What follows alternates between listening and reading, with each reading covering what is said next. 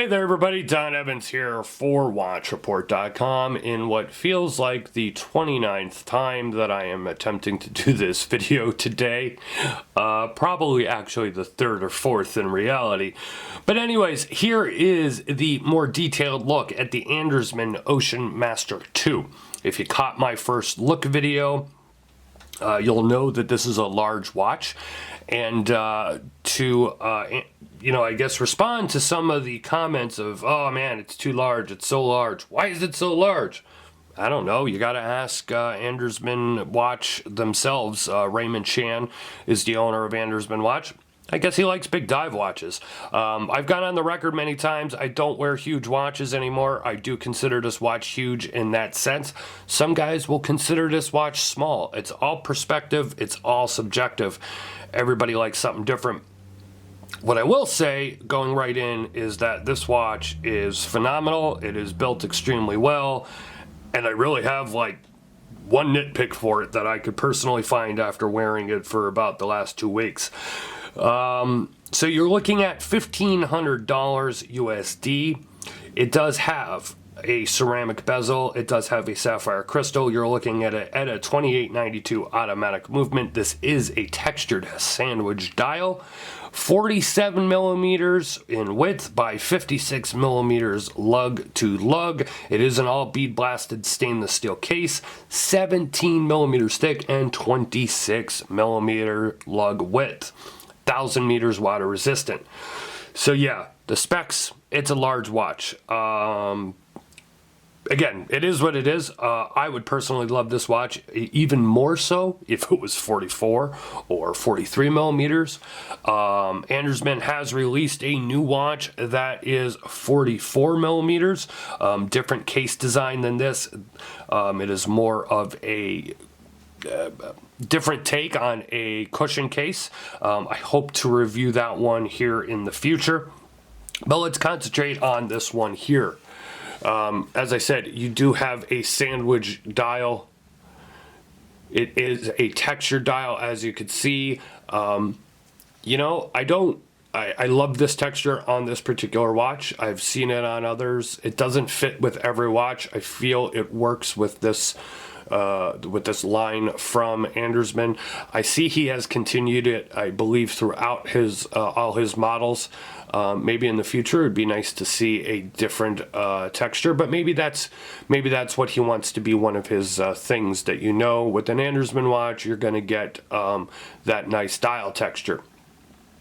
There is an Arabic numeral version. I prefer the regular marker version. This does have a blue second hand. There is also a yellow second hand, and I believe the other one is gray. As I said, this is a ceramic bezel with a DLC coated stainless steel bezel. It is all bead blasted, very, very, very, very nicely bead blasted, I must say. One of the things I've always stated here, I try not to pretend about anything. We try and make everything as real as possible. I don't dive, never have, probably never will. I'm 37 years old now. I haven't dived yet. Who's to say, but who knows? I will say that as far as build quality, this watch is fantastic. Have I tested it, in water? Well, I took it in the shower. I submerged it in water for like 15 minutes or so. I had the rubber strap on it. I've seen no issues. Can it go to 1,000 meter depths? Can it go to, 200 meter depths? I'm not 100% sure. I will say, with the way this watch feels built to me, I'm probably not, I don't think you're going to have a problem, okay? The bezel is extremely, extremely solid.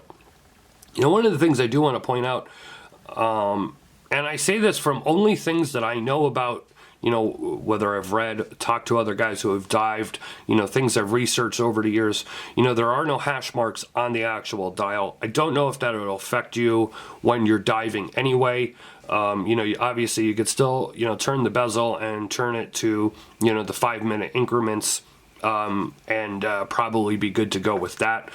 When it comes to accuracy, because there are no hash marks, you're technically not going to know, where, exactly to the second when you're setting the watch. So if you're an accuracy nut, that might, piss you off a little bit.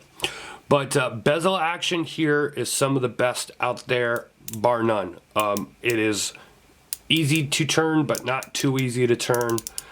It ratchets with a very loud click. There is absolutely no bezel play in this bezel at all whatsoever. Okay? Fantastic bezel. Crown action is the same way. There is no play. There is no wobble. It is easy to grasp, obviously, because of the knurling, and it is a large crown. Everything is smooth, and it's easy to screw back down. I mean, just great build quality on every part of this watch. Here's a look at that ETA 2892 movement. Very nicely decorated, as you could see. The case back is bead blasted as well. There is not one part of brushing or high polish on here. Now, it comes with two straps. I showed you in the first look video, there is a rubber strap. I show pictures of the rubber strap on watchreport.com in the full review. Click the eye in the upper right hand part of the screen to see them. This is like a suede, distressed, minimal stitch leather strap, 26 millimeter width. It does come with one bead blasted pre-V style buckle, so you will have to switch out the buckle as well if you're switching straps. A tool is provided to do that. I don't want to harp on the large size because the size is what it is. Let me go ahead and put it on my 7.5 inch wrist, and I will say, for somebody that does not wear large watches, I've been wearing this for like 2 weeks on both of the different straps. I have to say, for somebody that does not wear large watches these days, I have thoroughly enjoyed wearing this. It obviously is at my limit of lug to lug here with 56 millimeters. As you can see, there is still no overhang on my wrist. So yes, I can pull it off. And while it is 17 millimeters thick, because of the way the case construction is and the bezel and the case are separated, it's not like what's a watch here that I could, a Boschette Cave Dweller. If anybody out there watching this is familiar with the Boschette Cave Dweller, you know, it's like one whole piece. The bezel and the case are all the same. And that watch is like 16 millimeters thick or so. It seems even larger and thicker than this due to the way it's constructed.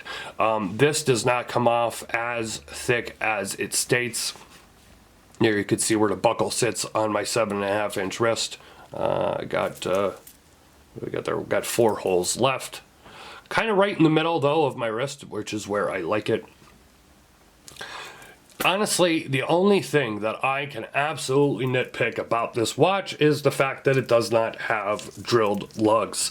I don't need screw bars in every watch, but I would have liked to have just maybe seen some drilled lugs. I don't know if it was the first version of this watch or if it's the other model, the Deep Ocean, but I saw drilled lugs on one of them.